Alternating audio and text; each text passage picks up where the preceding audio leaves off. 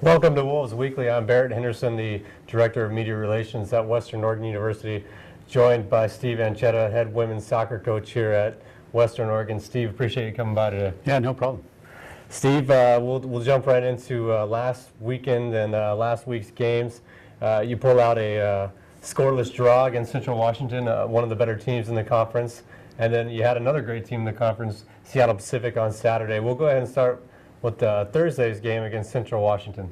Yeah, I mean they're having a great season, and you know we beat them up there early in the September, and we knew it was going to be a battle, and it pretty much showed that way. It was real competitive out there, and nobody was given an inch, and I don't know if anybody had loads of chances, but you know we had some opportunities to win the game, but I just thought it was a real good two good teams going at it.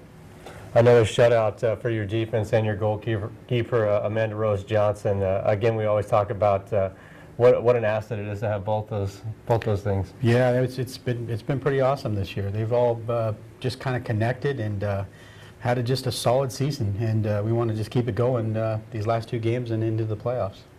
On Saturday, you guys had a 1-0 setback to Seattle Pacific, the first team to actually score here in Monmouth, Seattle Pacific. That was a tough one for you guys.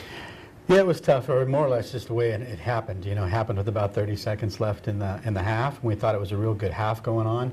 Would have been nice to be 0-0 at halftime, but you know, again, I thought it was just a nice. It was a real competitive game against a team that's been has a great program, and we're getting there. We're starting to really get there to play those type of teams.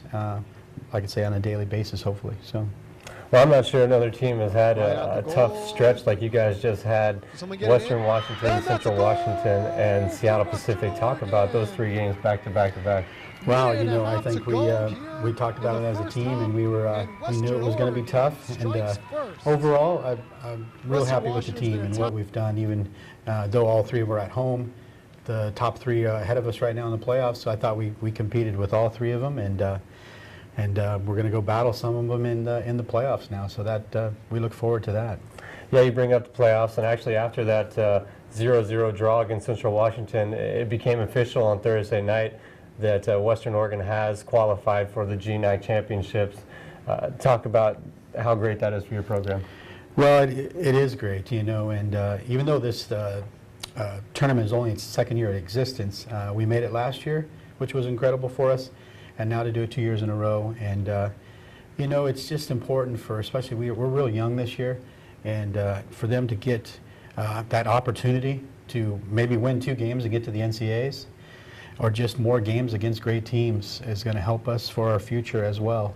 But it's going to be a great atmosphere up there, and for the 2 semifinals, and there's going to be some winners and some teams that are not happy. But that's why we're excited to go up there. Tomorrow, you guys are back on the road and traveling to Billings, Montana, and some snow flurries yesterday in Montana. But talk about MSUB and the program they have this year. You know, he's the coach I know there. He's a quality guy, quality coach, and they're going to give us everything they can on their last 2 games, and we're one of those. And it's never an easy place to play, and you throw in the weather a little bit, you know, and just lied to my team last night, but 40 and snow flurries is really nice out there. But you know, we're going to have to compete, and you know, for us right now, we're kind of figuring out these last 2 games. Hopefully maybe some other players maybe get a little more time to help our depth going into the playoffs, and you know, so we're going to look at a lot of different things in these last 2 performances coming up. Saturday, senior day for your group, and the last home game of the season, and you also have a pink day where you're honoring or a tribute to breast cancer awareness. Talk about your seniors and then being a part of that pink. Yeah, you know, senior day is special to me, you know, and it should be to our program. That we have 4 seniors this year coming.